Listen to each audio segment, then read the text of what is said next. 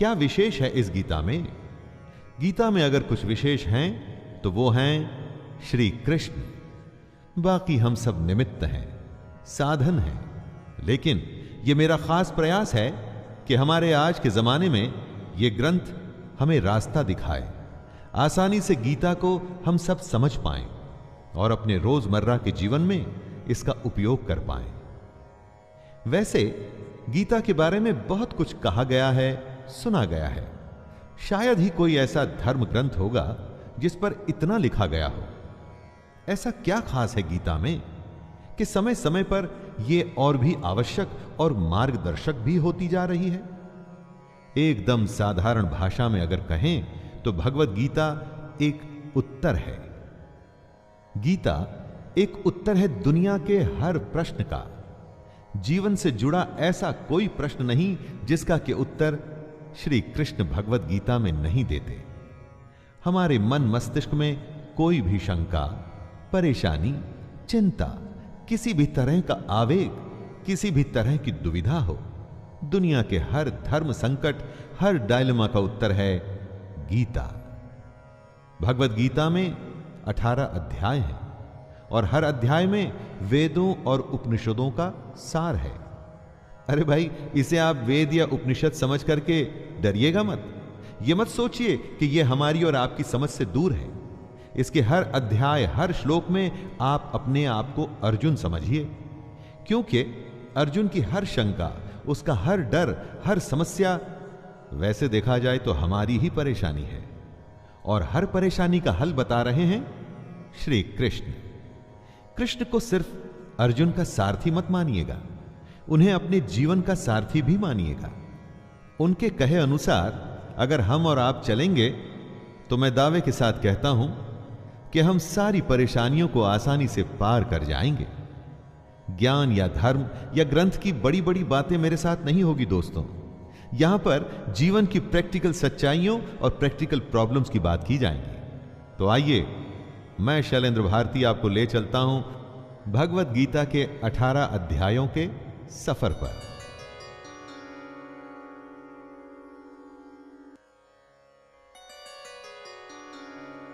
अध्याय 1, अर्जुन विषाद योग। पहला अध्याय है अर्जुन विषाद योग। यहां शुरुआत होती है धृतराष्ट्र के सवालों से। वो जानना चाहते हैं कि युद्ध में क्या हो रहा है, उनका पुत्र दुर्योधन और उनकी सेना क्या कर रही है, और साथ ही में पांडु पुत्रों की सेना क्या कर रही है। उसके बाद दोनों सेनाओं के शूर वीरों का वर्णन, और उसके बाद आता है अर्जुन का विषाद, मतलब कि उनका दुख, उनकी समस्या, उनका धर्म संकट। आइए सुनते हैं अर्जुन विषाद योग। धृतराष्ट्र उवाच धर्मक्षेत्रे कुरुक्षेत्रे समवेतायुयोत्सवः मामकाः पांडवाश्चैव किम कुर्वत संजय। धृतराष्ट्र संजय से पूछते हैं, धर्म भूमि कुरुक्षेत्र में युद्ध करने के लिए एकत्र हुए मेरे और पांडु के पुत्र क्या कर रहे हैं? धृतराष्ट्र जानना चाहते हैं कि युद्ध स्थल पर आखिर हो क्या रहा है। धृतराष्ट्र अंधे थे, देख नहीं सकते थे, लेकिन आंखों से अंधे थे, मन और मस्तिष्क से नहीं। उन्हें पता था कि वो धर्म के साथ नहीं, क्योंकि धर्म तो वहां होता है जहां श्री कृष्ण थे। अपने पुत्र मोह में उन्होंने शांति की जगह युद्ध को चुना था, लेकिन वो जानते थे कि इस युद्ध को जीतना आसान नहीं होगा। अपने जीवन में जब हम कुछ गलत करते हैं तो हम भी समझ रहे होते हैं दोस्तों कि हमारे किए का नतीजा शायद अच्छा ना हो, और ऐसा ही धृतराष्ट्र के साथ भी हुआ। वो भी इसी डर और इसी आशंका में दिखते हैं। संजय उवाच दृष्ट्वा तु पांडवानीकं व्यूढ़ं दुर्योधनस्तदा आचार्यमुपसंगम्य राजा वचनमब्रवीत। संजय आंखों देखा हाल बताते हुए उत्तर देते हैं, हे राजन, दुर्योधन पांडवों की सेना के व्यूह को देख रहे हैं और यह बात गुरु द्रोणाचार्य को जाकर के कहते हैं। संजय को दिव्य दृष्टि प्राप्त हुई थी। वो युद्ध से दूर होते हुए भी युद्ध को देख सकते थे। वो जो देख रहे थे वही बता रहे थे। इसमें वो अपनी तरफ से कुछ भी नहीं कह रहे थे, सिर्फ आंखों देखा हाल बता रहे थे युद्ध का। यानी जैसे हम लोग रनिंग कमेंट्री सुनते हैं, बस इसी तरह समझ लीजिए। ये उन्हीं की दिव्य दृष्टि यानी डिवाइन विजन का कमाल था कि हमें गीता सुनने को मिली। पश्यैतां पांडुपुत्राणाम आचार्य महतिम चमूं व्यूढ़ां द्रुपदपुत्रेण तव शिष्येण धीमता। हे आचार्य, द्रुपद पुत्र धृष्टद्युम्न आपका ही बुद्धिमान शिष्य है। पांडु पुत्रों की यह बड़ी भारी सेना की व्यूहाकार रचना धृष्टद्युम्न ने ही की है। व्यूहाकार रचना का मतलब हुआ कि किस विशेष तरीके से सेना के योद्धा खड़े हैं। एक ऐसा व्यूह जिससे उस सेना के बीच घुसना असंभव हो, और अगर कोई उसमें घुसने में सफल भी हो जाता है तो कभी बाहर ना आ सके। दोस्तों, जब शत्रु या समस्या को हम देखते हैं तो वो हमें बहुत बड़ी और विकराल दिखाई देती है, और मन में यह डर भी रहता है कि कुछ कर गुजर के अगर हम इसमें घुस भी गए तो क्या होगा? क्या हम बाहर आ पाएंगे? क्या हम जीत पाएंगे? ऐसी ही सोच से दुर्योधन भी गुजर रहा है। अत्र शूरा महेश्वासा भीमार्जुन समायुधे युयुधानो विराटश्च द्रुपदश्च महारथः धृष्टकेतुश्चेकितानः काशीराजश्च वीर्यवान् पुरुजितकुन्तिभोजश्च शैब्यश्च नरपुङ्गवः युधामन्युश्च विक्रान्त उत्तमौजाश्च वीर्यवान् सौभद्रो द्रौपदेयाश्च सर्व एव महारथाः। इन 3 श्लोक में दुर्योधन पांडु पुत्रों की सेना के महान योद्धाओं का नाम ले रहा है। जब भी युद्ध होता है तो आप अपने सामने खड़ी सेना, उस सेना के योद्धाओं को जांचते और परखते हैं। वैसे ही दुर्योधन भी कर रहा है। दुर्योधन द्रोणाचार्य से कहता है, बड़े बड़े धनुषों वाले तथा युद्ध में भीम और अर्जुन के समान शूरवीर सात्यकी और विराट तथा महारथी राजा द्रुपद, धृष्टकेतु और चेकितान तथा बलवान काशीराज, पुरुजित, कुंतीभोज और मनुष्यों में श्रेष्ठ शैब्य, पराक्रमी युधामन्यु तथा बलवान उत्तमौजा, सुभद्रा पुत्र अभिमन्यु एवं द्रौपदी के 5 पुत्र, ये सभी महारथी हैं। इससे हमें यह पता चलता है कि चाहे शत्रु हो या शत्रु के जैसी समस्या, उसके बारे में सब कुछ जानना चाहिए। दोस्तों, समस्या के हर पहलू से हमें वाकिफ होना चाहिए। समस्या के हर पार्ट, उसके अंग के बारे में मालूम होना चाहिए, जैसा कि दुर्योधन भी कर रहे हैं।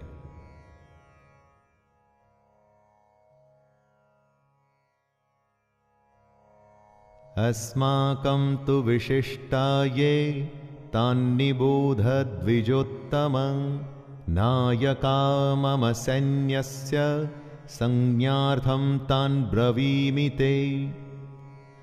दुर्योधन आगे कहता है, हे ब्राह्मण श्रेष्ठ, पांडवों की सेना के योद्धाओं को तो आपने देख लिया, अब अपने पक्ष में भी जो प्रधान हैं उनको भी तो आप समझ लीजिए।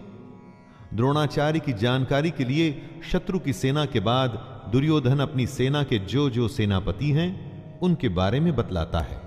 समस्या के बारे में सब कुछ जान लेने के बाद बारी आती है अपने पक्ष में सोचने की। यह जानना होता है दोस्तों कि आपके पास क्या क्या स्ट्रांग पॉइंट्स हैं, आप किन बातों में मजबूत हैं जिससे आप उस समस्या पर विजय पा पाएंगे। जैसे आपने समस्या के हर पहलू के बारे में सोचा, उसी तरह से आपको स्वयं का भी आकलन कर लेना चाहिए।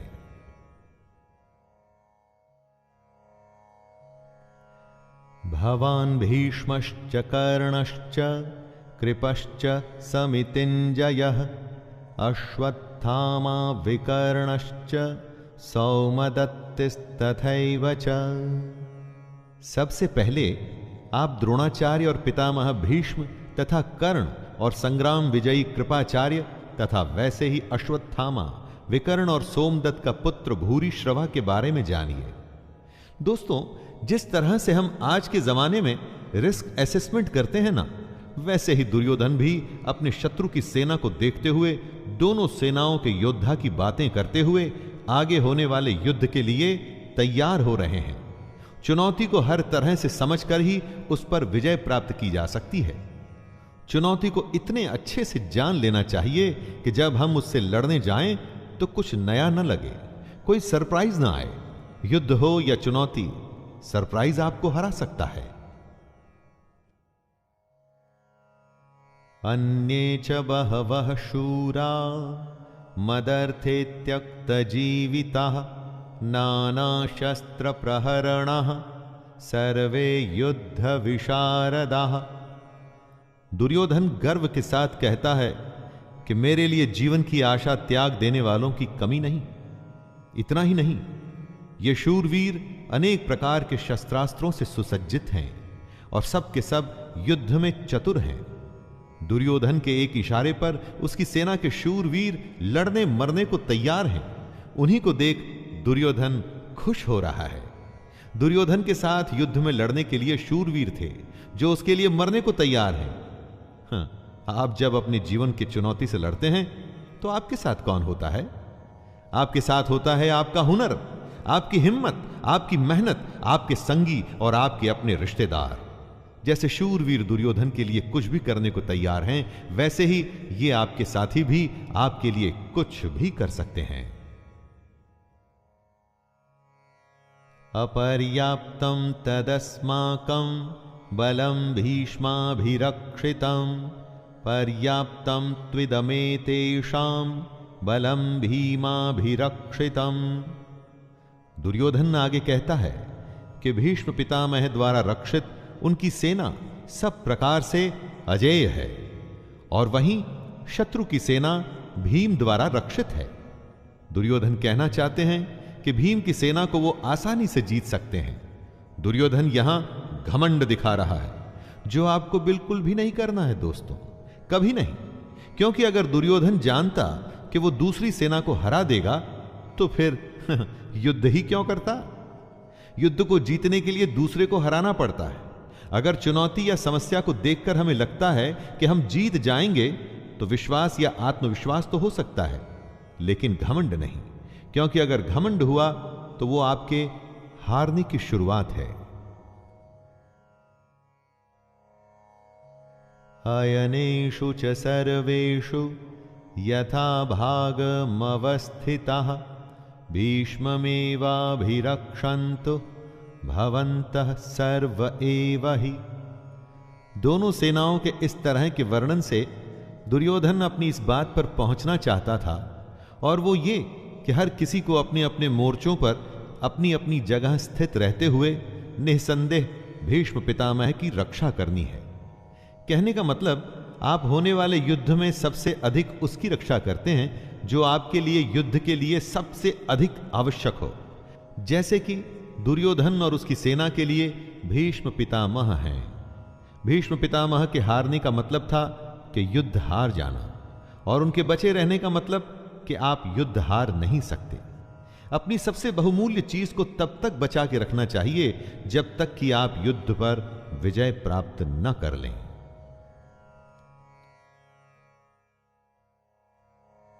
तस्य संजनयन हर्षं कुरु वृद्धः पितामह सिंहनादं विनद्योच्चैः शंखदध्मो प्रतापवान। शंख उद्घोषणा होती है होने वाले युद्ध की। कौरवों में सबसे वृद्ध, सबसे बड़े प्रतापी पितामह भीष्म ने उच्च स्वर में सिंह की दहाड़ के समान गरज कर ऐसा शंख बजाया कि दुर्योधन के हृदय में हर्ष उत्पन्न हो गया। युद्ध जीतने के लिए अपने पक्ष में माहौल बनाना पड़ता है, खुद को दिलासा भी देना पड़ता है कि हम युद्ध जीतने में सक्षम हैं। ऐसा ही पितामह भीष्म ने किया और ऐसा ही हमें भी करना चाहिए। ततः शंखाश्च भैर्यश्च पणवानकगोमुखः सहसैवाभ्यहन्यन्त सशब्दस्तु मूलोऽभवत्। युद्ध भयंकर होते हैं और ये इतिहास में आज तक के सबसे भयंकर युद्ध का आरंभ था। भीष्म पितामह के शंख के पश्चात नगाड़े तथा ढोल, मृदंग और नरसिंघे आदि बाजे एक साथ ही बज उठे। इन बाजों का नाद संगीतमय नहीं, बहुत ही डरावना था। युद्ध मनोरंजक नहीं होते दोस्तों, इसलिए अगर युद्ध का फैसला ले लिया जाता है तो उसमें फिर जो भी स्वीकार हो कर लेना पड़ता है। हर युद्ध, हर चुनौती अपने किस्म के हालात लेके आती है। उन्हीं हालात के आधार पर ही हमें तैयारियां करनी पड़ती हैं।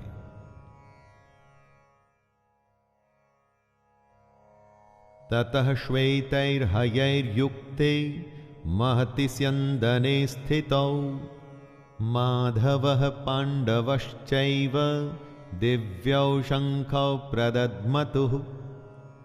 अब बारी थी पांडु पुत्रों की सेना के शंखनाद की। सफेद घोड़ों से युक्त उत्तम रथ में बैठे हुए श्री कृष्ण और अर्जुन ने भी अपने अपने अलौकिक शंख बजाए। युद्ध में जब तैयारी होती है ना, तो दोनों तरफ से होती है। हर पक्ष अपनी विजय की आशा में खुद को, अपनी सेना को भरोसा देता है। आज के समय में हम खुद के लिए अगर शंख बजाने की उपमा के बारे में सोचे तो यह हो सकता है कि हम कुछ भी ऐसा कर सकते हैं जो हमें मोटिवेट या प्रोत्साहित करे।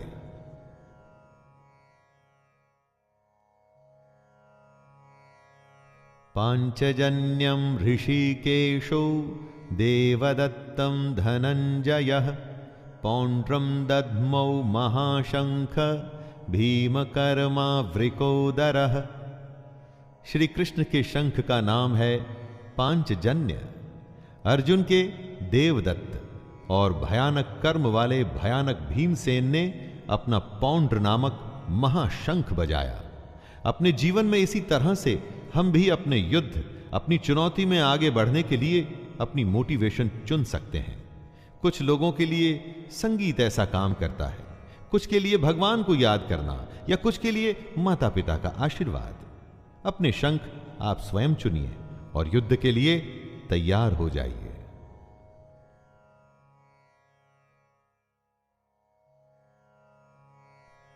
अनंत विजयम राजा कुंती पुत्रो युधिष्ठिरः नकुलः सहदेवश्च सुघोषमणिपुष्पका। पांडवों में सबसे बड़े भाई कुंती पुत्र राजा युधिष्ठिर ने अनंत विजय नाम का और नकुल तथा सहदेव ने सुघोष और मणिपुष्पक नाम के शंख बजाए। दोस्तों, मोटिवेशन तो सबको चाहिए। आपने देखा सभी लोग अपने अपने तरीके से युद्ध जीतने के लिए अपना अपना प्रयास कर रहे थे।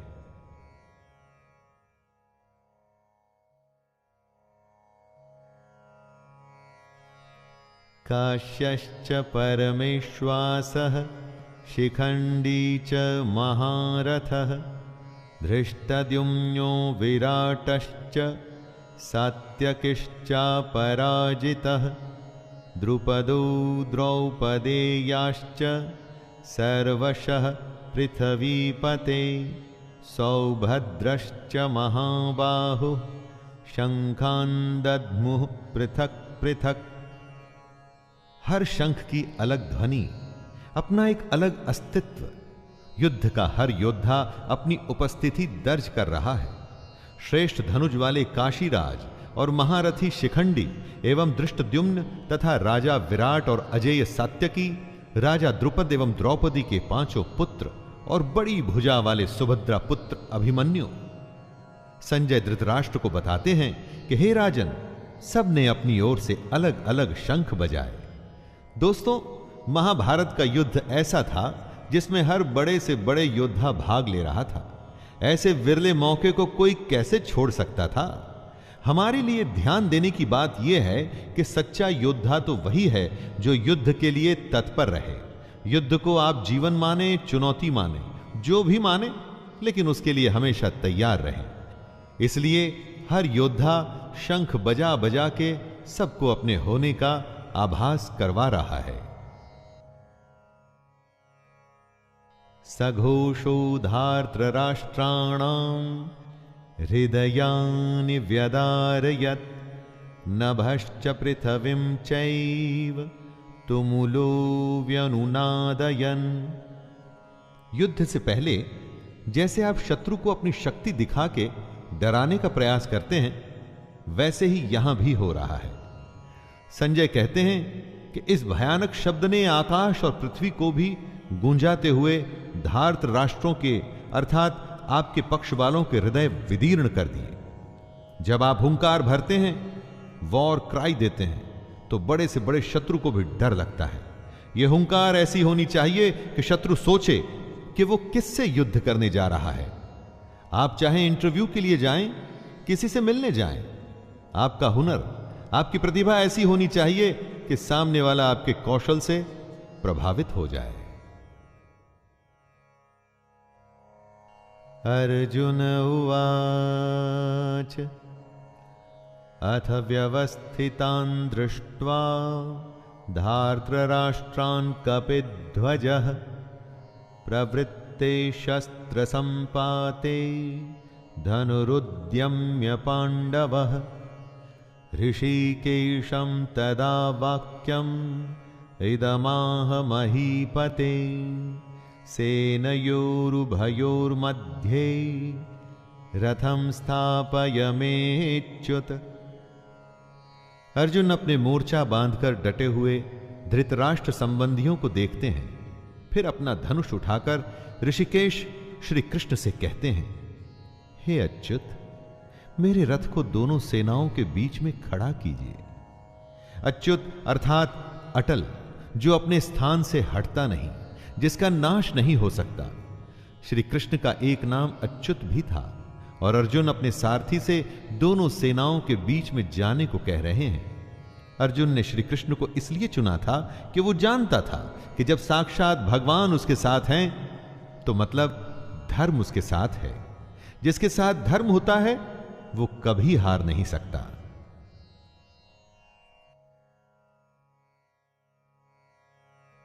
यावदेतान्निरीक्षेऽहं योद्धुकामानवस्थितान् कैर्मया सह योद्धव्यम् अस्मिन् रणसमुद्यमे। आज के जीवन का यह सबसे बड़ा ज्ञान है दोस्तों। युद्ध कोई भी हो सकता है, किसी भी प्रकार का, पर्सनल या बिजनेस से जुड़ा हुआ, लेकिन दोनों पक्षों के बीच में जाकर आप युद्ध की सही अवस्था के बारे में जान सकते हैं। अर्जुन श्री कृष्ण से कहते हैं कि हे कृष्ण, जब तक मैं युद्ध क्षेत्र में डटे हुए युद्ध के अभिलाषी इन विपक्षी योद्धाओं को भली प्रकार देख न लूं कि इस युद्ध रूपी व्यापार में मुझे किन किन के साथ युद्ध करना योग्य है, तब तक इस रथ को यहीं खड़ा रखिए। हमें भी दोस्तों, जी हां, हमें भी इसी तरह अपनी समस्या के बीच में खड़े हो उसे भली भांति देखना और परखना चाहिए और तभी निर्णय लेना चाहिए।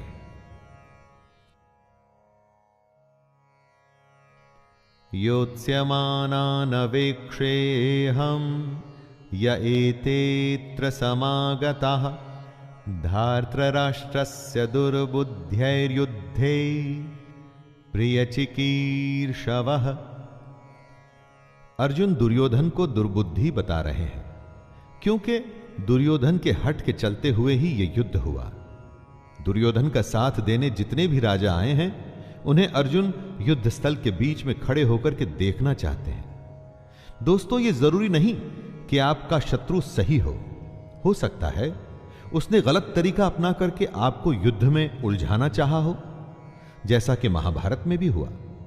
युद्ध तो करना ही पड़ता है और वो तभी करना चाहिए जब आप अपने शत्रु को अच्छे से देख परख चुके हों, जान चुके हैं। इसलिए अर्जुन कृष्ण से दोनों सेनाओं के बीच में रथ को ले जाने के लिए कहता है। संजय उवाच एवमुक्तो ऋषिकेशो गुडाकेशेन भारत सेनयोरुभयोर्मध्ये स्थापयित्वा रथोत्तमम् भीष्मद्रोणप्रमुखतः सर्वेषां च महीक्षिताम् उवाच पार्थ पश्यैतान् समवेतान् कुरुनिति। संजय अपना आंखों देखा हाल बताते हैं। हे धृतराष्ट्र, जैसा कि अर्जुन ने कहा था, श्री कृष्ण ने दोनों सेनाओं के बीच में भीष्म और द्रोणाचार्य के सामने तथा संपूर्ण राजाओं के सामने रथ को खड़ा करके इस प्रकार कहा, हे पार्थ, युद्ध के लिए जुटे हुए इन कौरवों को देख। पार्थ अर्जुन का ही नाम है दोस्तों। उस अर्जुन का नाम है जो शंका में बस घिरने ही वाला है। पार्थ हम सब भी हो सकते हैं, और अगर हम अपने आप को शंका में घिरा पाते हैं तो मदद करने के लिए कृष्ण भी दूर नहीं होते, और ना ही उनकी गीता दूर होती है। तत्रापश्यत् स्थितान् पार्थः पितॄनथ पितामहान् आचार्यान् मातुलान् भ्रातॄन् पुत्रान् पौत्रान् सखिंस्तथा। कुंती का एक नाम पृथा भी था। पृथा पुत्र अर्थात कुंती पुत्र। पार्थ दोनों ही सेनाओं के मध्य में उपस्थित ताऊ, चाचा, दादा, परदादा, गुरु, मामा, भाइयों, पुत्रों, पोतों को देख रहे हैं। महाभारत को इसीलिए तो धर्म युद्ध कहा गया है, ऐसा युद्ध जो धर्म के लिए किया गया था। और इस युद्ध का एक बड़ा परिवार दो हिस्सों में बंट गया था। आधे सगे संबंधी एक तरफ और आधे दूसरी तरफ। हर किसी को फैसला करना था कि वो युद्ध में किसका साथ देना चाहता है, दुर्योधन का या अर्जुन का। श्वशुरान् सुहृदश्चैव सेनयोरुभयोरपि तान् समीक्ष्य स कौन्तेयः सर्वान् बन्धूनवस्थितान्। इन सब सगे संबंधियों के साथ साथ अर्जुन अपने मित्रों को, ससुरों को, सुहृदयों को देख रहे हैं, विचार कर रहे हैं। पूरा जीवन पांडु पुत्रों और धृतराष्ट्र पुत्रों के साथ बिताया। सारे सगे, सारे संबंधी एक ही तो हैं, दोनों पक्ष में अपने ही तो लोग हैं, किंतु अब अपनों के ही दो पक्ष बन गए हैं। उसमें से एक पक्ष शत्रु का है। हर किसी से अर्जुन की लड़ाई नहीं थी, लेकिन अब युद्ध में वो उसके शत्रु थे और उसे उनके साथ लड़ना होगा। अर्जुन उवाच कृपया परयाविष्टो विषीदत्रिदमब्रवीत् दृष्टैवमं स्वजनं कृष्ण युयुत्सुं समुपस्थितिम्।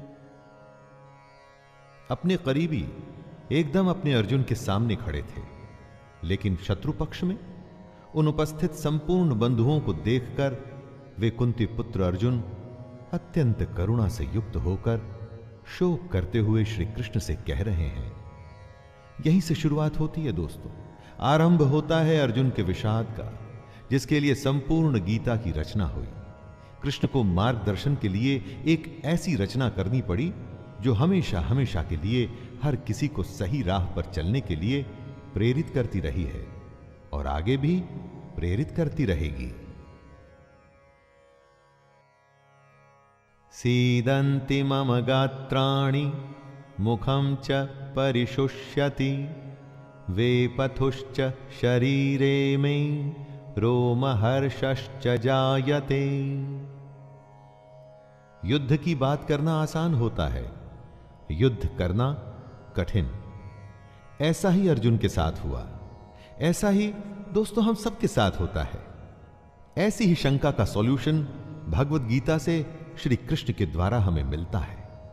दुखी अर्जुन कहते हैं, हे कृष्ण, युद्ध क्षेत्र में डटे हुए युद्ध के अभिलाषी इस स्वजन समुदाय अपनों को देखकर मेरे अंग शिथिल हुए जा रहे हैं, जैसे अंगों में शक्ति ना हो और मुख सूखा जा रहा है तथा मेरे शरीर में कंप व रोमांच हो रहा है।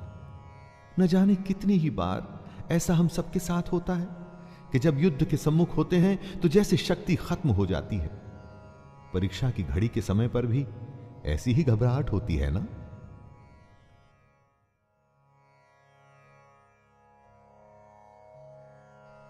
गांडीवं स्रंसते हस्तात्वक्चैव परिद्यह्यते न च शक्नोम्यवस्थातुं भ्रमतीव च मे मनः। अर्जुन अपने दुख को बता रहे हैं। उनका दुख दोस्तों हमारी दुविधाओं से अलग नहीं है। चाहे हम परीक्षा दे रहे हों, चाहे बिजनेस करने जा रहे हों, चाहे कोई बड़ा मैच खेलने जा रहे हों, कितने ही ऐसे मौके आते हैं जब हम स्वयं को अर्जुन की अवस्था में पाते हैं।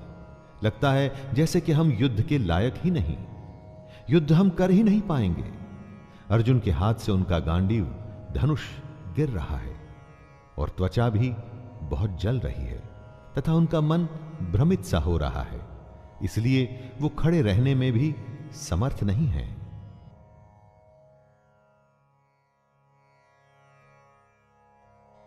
निमित्तानि च पश्यामि विपरीतानि केशव न च श्रेयोनुपश्यामि हत्वा स्वजनमाहवे। विश्व का सबसे बड़ा योद्धा अर्जुन हताश है। युद्ध से पहले अगर आप खुद को कांपता हुआ पाते हैं, देखते हैं कि डर से आपका मुंह सूख रहा है, तो आपको निश्चित ही लगता है कि आप हारने वाले हैं। दुनिया खत्म सी होती दिखती है, चारों तरफ अंधकार सा महसूस होता है। ऐसे ही समय में हमें एक मार्गदर्शक की जरूरत होती है। इसीलिए अर्जुन कहते हैं, हे केशव, मैं लक्षणों को भी विपरीत ही देख रहा हूं तथा युद्ध में स्वजन समुदाय को मारकर कल्याण भी नहीं दिखता। यानी अपनों की जान लेके मुझे क्या फायदा होगा? न कांक्षे विजयम कृष्ण न च राज्यम सुखानि च किम नो राज्येन गोविंद किम भोगैर्जीवितेन वा। अर्जुन बात को स्पष्ट रखते हैं। डर में सब व्यर्थ लगता है। अर्जुन कहते हैं, हे कृष्ण, मैं न तो विजय चाहता हूं और न राज्य, और ना ही मैं सुखों को चाहता हूं। हे गोविंद, हमें ऐसे राज्य से क्या प्रयोजन है अथवा ऐसे भोगों से और जीवन से भी क्या लाभ है? इस विषाद में, शंका में, डर या घबराहट में अर्जुन सब कुछ छोड़ने को, त्याग देने को तैयार हैं। धन दुनिया उन्हें कुछ भी नहीं चाहिए। वो ऐसे भयभीत और डर गए हैं कि दुनिया की हर खुशी को छोड़कर इस समय बस इस युद्ध से बचना चाहते हैं। इन्हीं लक्षणों को हमें भी पहचानना है ताकि ऐसी अवस्था में हम भी वो करें जो कृष्ण बताएंगे। येषामर्थे कांक्षितं नो राज्यं भोगाः सुखानि च त इमेव स्थिता युद्धे प्राणांस्त्यक्त्वा धनानि च। अर्जुन कहते हैं, हमें जिनके लिए राज्य, भोग और सुखादि अभिष्ट हैं, वे ही ये सब धन और जीवन की आशा को त्याग कर युद्ध में खड़े हैं। सोचिए, जीवन का हर युद्ध, हर काम हम अपनों के लिए करते हैं। हमारा सारा काम, सारे फायदे, सारी सुख शांति, भाग दौड़ सिर्फ और सिर्फ अपनों के लिए होती है, और यहां पर हमें अपनों को ही मारना पड़ रहा है। इससे बड़ी क्या दुविधा होगी? अब वही अपने आप को मारने के लिए खड़े हैं और आपको भी उन्हें मारना पड़ेगा। ऐसी दुनिया किस काम की? यही उलझन अर्जुन के मन में है।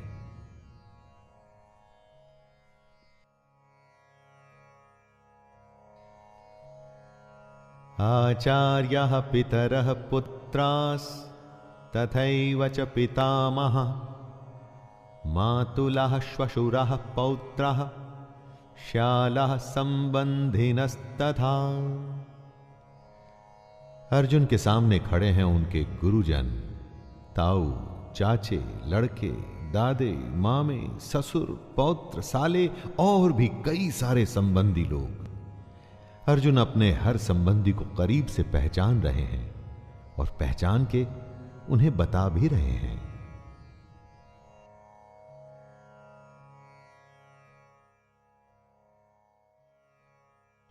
एतान्न हन्तुमिच्छामि ज्ञतोऽपि मधुसूदन अपि त्रैलोक्य राज्यस्य हेतुः किं नु महि कृते।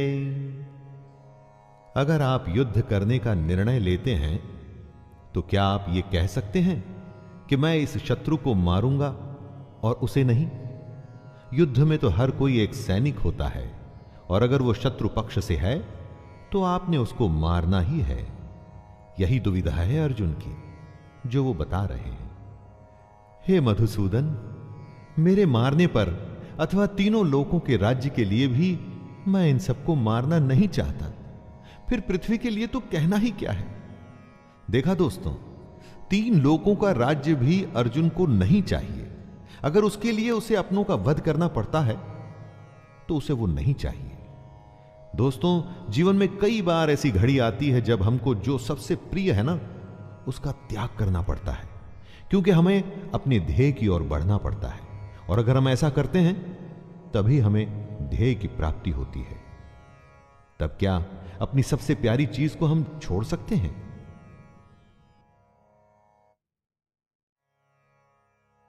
निहत्य धार्तराष्ट्रान्नका प्रीतिः स्याज्जनार्दन पापमेवाश्रयेद्दस्मान् हत्वैतानान्ततायिनः। अर्जुन आगे कहते हैं, हे जनार्दन, धृतराष्ट्र के पुत्रों को मारकर हमें क्या प्रसन्नता होगी? इन आतताइयों को मारकर हमें तो पाप ही लगेगा ना। शत्रु पक्ष में चाहे आतताई बुरे लोग ही क्यों न हो, लेकिन हैं तो अपने। अपनों को मारकर अपनों को दुख देके केवल पाप ही मिल सकता है, पुण्य तो नहीं। यह कुरुपुत्रों के लालच का ही परिणाम था कि भाई भाई आमने सामने थे। दोस्तों, लालच से कभी किसी का भला नहीं होता। महाभारत में भी नहीं होना था। एक पक्ष को जीतना था तो दूसरे पक्ष को मारना था। तस्मान्नार्हा वयं हन्तुं धार्तराष्ट्रान् स्वबान्धवान् स्वजनं हि कथं हत्वा सुखिनः स्याम माधव। क्या अपने परिवार को मारकर आपको सुख मिल सकता है? इसीलिए महाभारत को धर्म युद्ध कहा जाता है। जब ऐसा धर्म संकट हो तो आप क्या करें? अर्जुन पूछते हैं, हे माधव, अपने ही बांधव धृतराष्ट्र के पुत्रों को मारने के लिए हम योग्य नहीं हैं, क्योंकि अपने ही कुटुंब को मारकर हम कैसे सुखी होंगे। दोस्तों, जब कभी आपके सामने ऐसी परिस्थिति आए जिसमें लालच की वजह से बंटवारा हो रहा हो या झगड़ा हो रहा हो, तो ठंडे दिमाग से अर्जुन की इस हालत के बारे में सोचिएगा और देखिएगा कि इतना करके दुनिया का सबसे बड़ा युद्ध करके किसको क्या हासिल हुआ।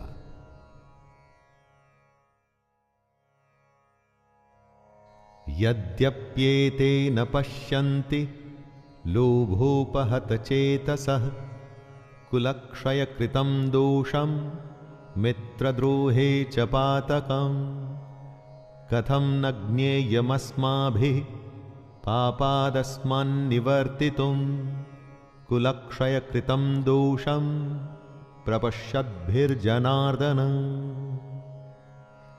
आपका शत्रु किसी भी प्रकार के पाप को करने को तैयार है, लेकिन आप समझते हैं कि जो गलत है, अनुचित है, वो नहीं करना चाहिए। इन 2 श्लोक में अर्जुन ने इसी दुविधा को बताया है। यद्यपि लोभ से भ्रष्ट चित्त हुए ये लोग कुल के नाश से उत्पन्न दोष को और मित्रों से विरोध करने में पाप को नहीं देखते, तो भी हे जनार्दन, कुल के नाश से उत्पन्न दोष को जानने वाले हम लोगों को इस पाप से हटने के लिए क्यों नहीं विचार करना चाहिए? दुश्मन गलत कर रहा है, वो ये नहीं समझता, लेकिन आप तो समझते हैं। तो समझदार होने के नाते क्या आपको युद्ध से हटने के लिए नहीं सोचना चाहिए? लेकिन अगर युद्ध से हट गए तो उसे आपकी हार मानी जाएगी। क्या उसके लिए आप तैयार होंगे दोस्तों?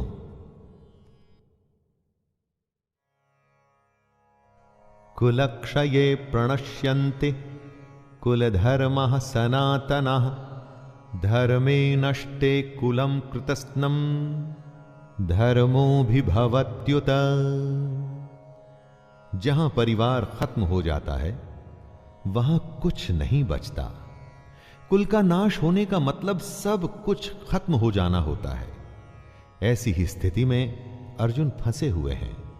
वो कहते हैं कुल के नाश से सनातन कुल धर्म नष्ट हो जाते हैं तथा धर्म का नाश हो जाने पर संपूर्ण कुल में पाप भी बहुत फैल जाता है। अर्जुन जो कहना चाहते हैं वो ये है कि अगर परिवार नष्ट होता है तो धर्म नष्ट होता है। धर्म के नष्ट होने से पूरे कुल, संपूर्ण परिवार में पाप बढ़ जाता है। परिवार ही है जो हमें अपनी जड़ों से, अपने गुणों से, अपने आदर्शों से जोड़ के रखता है। उसके खत्म होते ही समाज में चारों तरफ पाप बढ़ने लगता है। दोस्तों, आप चाहें तो अपने चारों तरफ भी देख सकते हैं। जहां परिवार का सम्मान नहीं, वहां किसी भी बात का सम्मान नहीं होता और समाज पतन की ओर ही जाता है। अधर्माभिभवात् कृष्ण प्रदुष्यन्ति कुलस्त्रियः स्त्रीषु दुष्टासु वाष्णेर्य जायते वर्णसंकरः। परिवार की भलाई उसकी स्त्रियों पर निर्भर करती है। अगर कोई घर बनता है तो वो परिवार की महिला की वजह से बनता है। जिस घर में महिला नहीं होती तो कहते हैं कि उस घर का कोई भविष्य ही नहीं। और अगर ये स्त्रियां दूषित या करप्ट हो जाएं तो उसका क्या असर होता है? अर्जुन कहते हैं, हे कृष्ण, पाप के अधिक बढ़ जाने से कुल की स्त्रियां अत्यंत दूषित हो जाती हैं और स्त्रियों के दूषित हो जाने पर वर्ण संकर उत्पन्न होता है।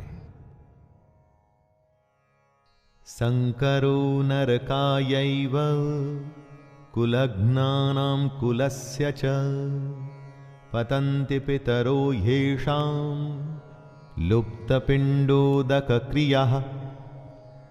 वर्ण संकर का यहां पर मतलब है जहां वर्ण या समाज की मर्यादाओं को सम्मान न देते हुए गलत तरीके से, गलत वर्णों के मेल से जब संतान की उत्पत्ति होती है तो वो सब कुछ खत्म कर देती है।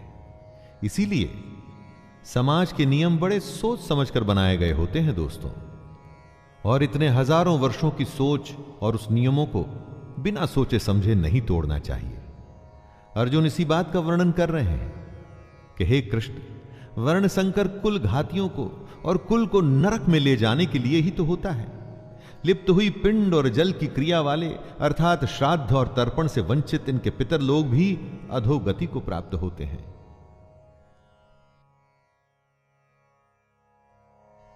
दोषैरेते कुलघ्नानां वर्ण संकर कारकैः उत्साद्यन्ते जाति धर्मः कुल धर्माश्च शाश्वतः। अर्जुन ने कहा, इन वर्ण संकर कारक दोषों से कुल घातियों के सनातन कुल धर्म और जाति धर्म नष्ट हो जाते हैं। जहां वर्ण संकर होता है ना, वहां धर्म का नाश निश्चित है। वर्ण संकर की वजह से, जैसा कि अर्जुन ने बताया, कुल के धर्म का नाश होता है और जाति के धर्म का भी नाश हो जाता है। जब कोई अपने धर्म का पालन नहीं करेगा, अपने कर्तव्य का निर्वाह नहीं करेगा और समाज मनमानी करके अगर कोई नियम नहीं मानेगा, तो फिर समाज कैसे रह जाएगा? समाज तो नाम ही कायदे और कानून का है, जहां सब सम्मान से, बिना किसी डर के एक साथ रह सके। उत्सन्न कुल धर्माणां मनुष्याणां जनार्दन नरके नियतं वासो भवतीत्यनुशुश्रुम। हे जनार्दन, जिनका कुल धर्म नष्ट हो गया है, ऐसे मनुष्यों का अनिश्चित काल तक नरक में वास होता है, ऐसा हम सुनते आए हैं।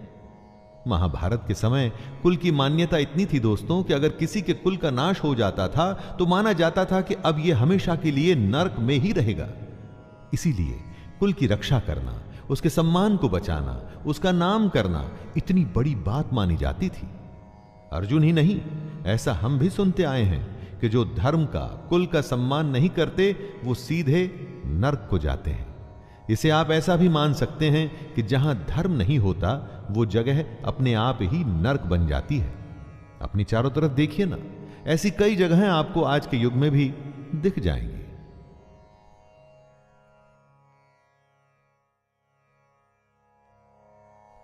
अहो बत महत् पापम कर्तुम व्यवस्थिता वयम यद्राज्य सुख लोभेन हंतुम स्वजनमुद्यतः। अर्जुन आगे स्वयं को दोष दे रहे हैं। शोक, हम लोग बुद्धिमान होकर भी महान पाप करने को तैयार हो गए हैं, जो राज्य और सुख के लोभ से स्वजनों को मारने के लिए उद्यत हो गए हैं।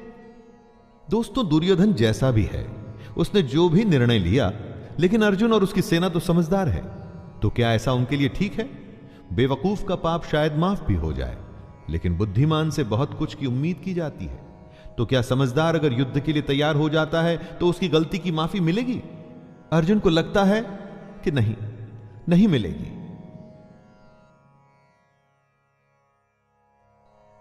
यदि माम प्रतिकारम शस्त्रम शस्त्रपाणयः धार्तराष्ट्रारणे हन्युस् तन्मे क्षेमतरम भवेत्।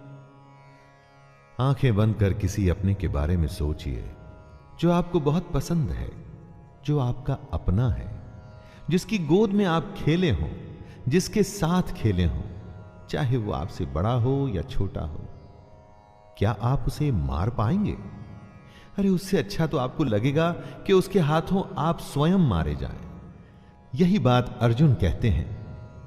यदि मुझ शस्त्र रहित एवं सामना न करने वाले को शस्त्र हाथ में लिए हुए धृतराष्ट्र के पुत्र रण में मार डालें तो वो मरना भी मेरे लिए अधिक कल्याणकारक होगा। संजय उवाच एवमुक्त्वार्जुनः संख्ये रथोपस्थ उपाविशत् विसृज्य सशरं चापं शोक संविघ्नमानसः। संजय, जो धृतराष्ट्र को इस महान युद्ध का वर्णन दे रहे हैं, वो बताते हैं, हे धृतराष्ट्र, रणभूमि में शोक से उद्विग्न मन वाले अर्जुन इस प्रकार कहकर बाण सहित धनुष को त्याग कर रथ के पिछले भाग में बैठ गए।